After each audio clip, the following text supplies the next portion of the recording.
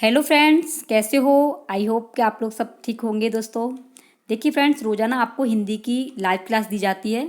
तो दोस्तों अब की बार आपको क्लियर करना है। क्या क्लियर करना है? अपनी हिंदी। हिंदी में दोस्तों आपको 30 में से 30 लेकर के आने हैं।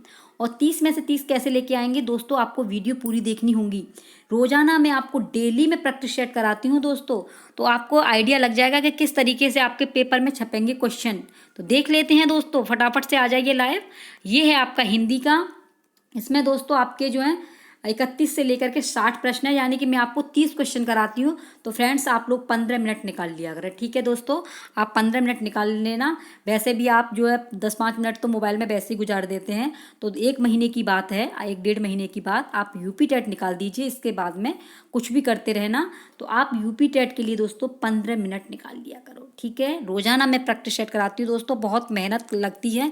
मैं चाहती हूँ कि मेरे भाई बहन जो भी भाभी अध्यापक और अध्यापिकाएं हैं वो एक ही बार में अपना अच्छी तरीके से टेट क्वालिफाई कर दें, ठीक है दोस्तों। तो देख लेते हैं, पहला क्वेश्चन है आपका, निम्नलिखित में से क्या हिंदी शिक्षण में नवाचार का उदाहरण नहीं है? नवाचार का पूछा है दोस्तों। व्याख्यान विधि, आईसीटी, कंप्यूटर सहायक अनुदेशन, परियोजना विधि, क्या है बताइए। तो 31 का दोस्तों व्याख्यान विधि, ये उदाहरण इसका नहीं है नवाचार के अंतर्गत। आईसीटी है, कंप्यूटर है, परियोजना विधि है, बट व्याख्यान विधि नहीं है। अगला है, सस्वर वाचन में निम्नलिखित में से क्या नहीं होना चाहिए? मानक भाषा का प्रयोग, स्थानीय बोलियों का, आत्मविश्वास का, विराम चिन्हों का समुचित प्रयोग, बताइए। तो दोस्तों 32 में का आपका जो है सेकंड सही है। स्थानीय बोलियों का प्रभाव स्वर भाषण में बात चल रही है, तो इसका दोस्तों आपका सेकंड ऑप्शन बिल्कुल सही है। अगला देख लेते हैं, किस विद्या के शिक्षण के समय आप मौन पठन को महत्व देंगे? संवादात्मक कहानी, कविता, निबंध, एकांकी, बताइए। तो ये है दोस्तों आपका निबंध, ठीक है। अगला है, एकांकी पाठों का सर्व प्रमुख उद्देश्य क्या है? क्या उद्देश्य है? जहां भी संदर्भ वाली बात आ जाए तो आपका क्या जाएगा वो बताइए। तो 34 का तीसरा, विभिन्न संदर्भों में संवाद बोलने की क्षमता का विकास। जहां भी संदर्भ दिखाई दे जाए दोस्तों फटाक से सही कर देना, ठीक है। अगली बात आ रही है, सही की पूछ रहा है, नहीं की पूछेगा तो वो तो रॉन्ग जाएगा ही।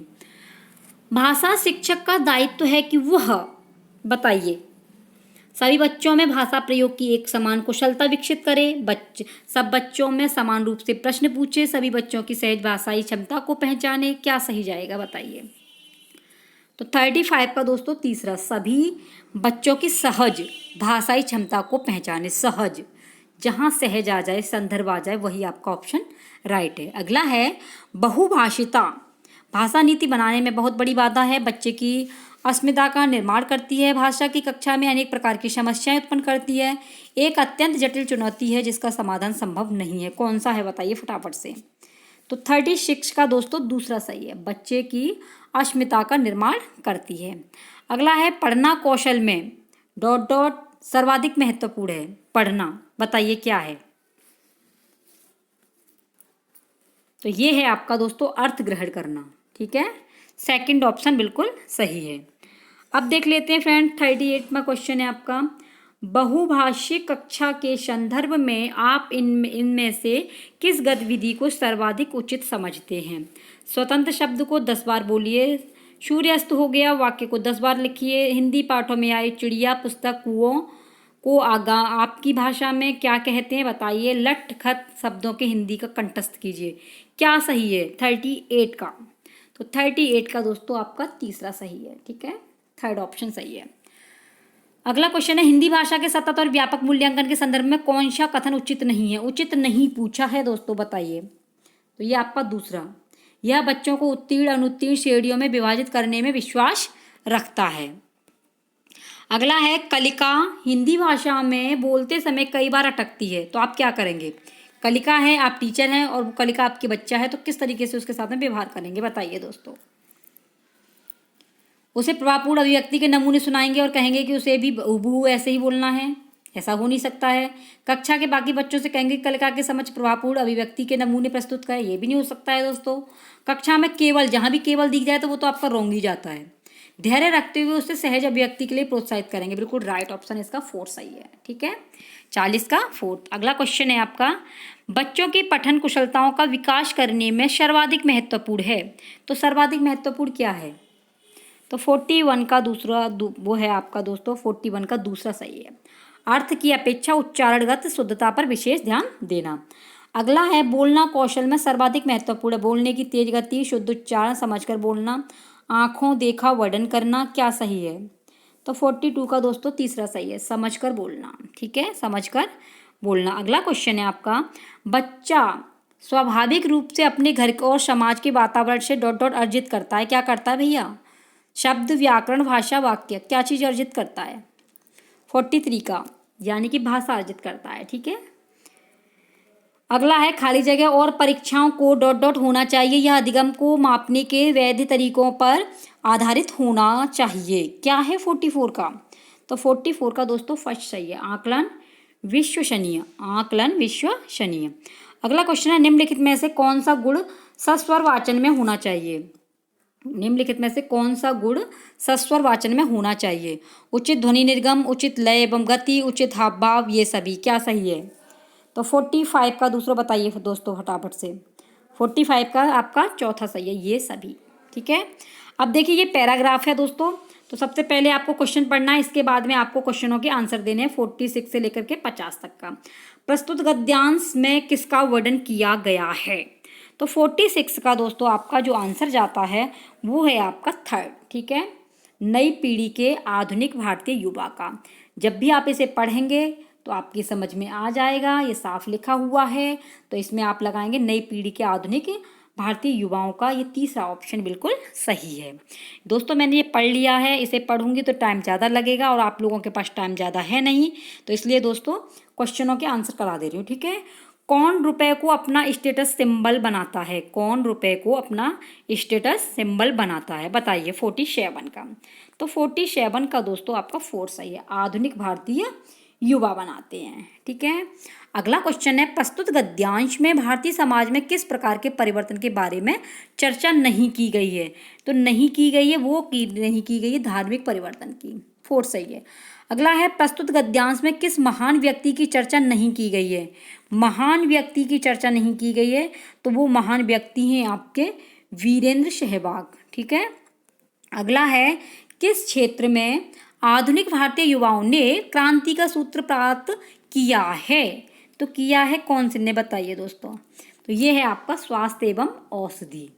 स्वास्थ्य एवं औषधि। ठीक है, अगला देखिए ये भी आपका पैराग्राफ है, तो इसमें दोस्तों देख लेते हैं क्वेश्चन नंबर 51 है, कौन सा कथन असत्य है? असत्य पूछा है, तो असत्य दोस्तों आपका तीसरा ऑप्शन बिल्कुल सही है, गुट निरपेक्षता पूंजीवादी ताकतों से भय का परिणाम। अगला है, प्रस्तुत गद्यांश के माध्यम से लेखक क्या कहना चाहता है? तो प्रस्तुत गद्यांश के माध्यम से लेखक क्या कहना चाहते हैं? तो क्या कहना चाहते हैं बताइए। तो 52 का दोस्तों आपका तीसरा ऑप्शन सही है, गुट निरपेक्षता अभी भी प्रासंगिक है। अगला क्वेश्चन है, गुट निरपेक्ष राष्ट्रों की कुल जनसंख्या विश्व जनसंख्या की लगभग कितनी है? तो कितनी है दोस्तों? 53 का आपका ऑप्शन जाता है 1, यानी कि आधी है। ठीक है, कौन सी है इसकी? आधी। गुट निरपेक्ष राष्ट्रों की कुल जनसंख्या विश्व जनसंख्या की लगभग, तो 53 का दोस्तों आंसर जा रहा है वो आपका फर्स्ट ऑप्शन सही है। अगला है, गुट निरपेक्ष आंदोलन में किसकी भूमिका प्रमुख थी? तो उपरोक्त सभी की, जवाहरलाल नेहरू, अब्दुल नासिर, शुक्राराव, तो उपरोक्त सभी। दोस्तों जब आप पढ़ेंगे तो आंसर जो है इसी के अंदर से मिल जाएंगे। ठीक है, अगला है, प्रस्तुत गद्यांश का सर्वाधिक शीर्षक क्या है? तो देखिए शीर्षक क्या है बताइए, व्यक्तिगत लाभ, गुट निरपेक्षता, भ्रष्टाचार, सत्ता का दुरुपयोग। तो कौन सा सही है इसका? इसका दोस्तों सेकंड ऑप्शन सही है, गुट निरपेक्षता। अगला है, गुट निरपेक्ष आंदोलन किसके समानांतर विश्व का दूसरा सबसे बड़ा मंच है? तो 56 का जाता है दोस्तों थर्ड के लिए, संयुक्त राष्ट्र संघ का। विघटन का तात्पर्य क्या है भैया? घटना, दुर्घटना, टूटना, विवश होना। बताइए, इसे तो पैराग्राफ देखने की जरूरत नहीं है, बताओ फटाक से। ये है आपका टूटना, विघटन माने टूटना। ठीक है, वैश्विक की तरह निम्नलिखित शब्द विशेषण नहीं है, धात्विक, दैहिक, सैनिक, भौतिक, क्या नहीं है बताइए।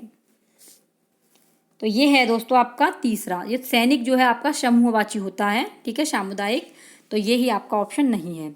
वर्चस्व का तात्पर्य क्या है? वर्चस्व, तो वर्चस्व का बताइए दोस्तों। वर्चस्व का है आपका प्रभाव। उसका वर्चस्व बहुत अच्छा है, उसका प्रभाव बहुत अच्छा है, ये सही। अगला है, गुटनिरपेक्ष आंदोलन किसके लिए प्रसारित है? गुटनिरपेक्ष किसके लिए है? तो ये है दोस्तों उपरोक्त सभी, यानी कि 54 सही है। आई होप दोस्तों 60वां जो है इसका दोस्तों आपका फोर्थ ऑप्शन बिल्कुल सही है, ठीक है। कौन सा सही है? उपरोक्त सभी। आई होप दोस्तों आपको वीडियो जरूर पसंद आई होगी। तो फ्रेंड्स आप लोग 10-15 मिनट निकाल लिया करें और अपनी तैयारी में बेहतरीन तरीके से आपको 30 में से 30 लाने हैं। और 30 में से 30 जब लाएंगे दोस्तों आप तैयारी करेंगे। मैंने सारे टॉपिक जितने भी सिलेबस में हैं सभी की दोस्तों वीडियो बना दी है, आप लोग फ्री में देख सकते हैं, कोई पैसा नहीं है उसका। इसलिए दोस्तों आप सिर्फ तैयारी में जुटे रहिए, ठीक है दोस्तों। मिलते हैं नेक्स्ट टॉपिक के साथ में।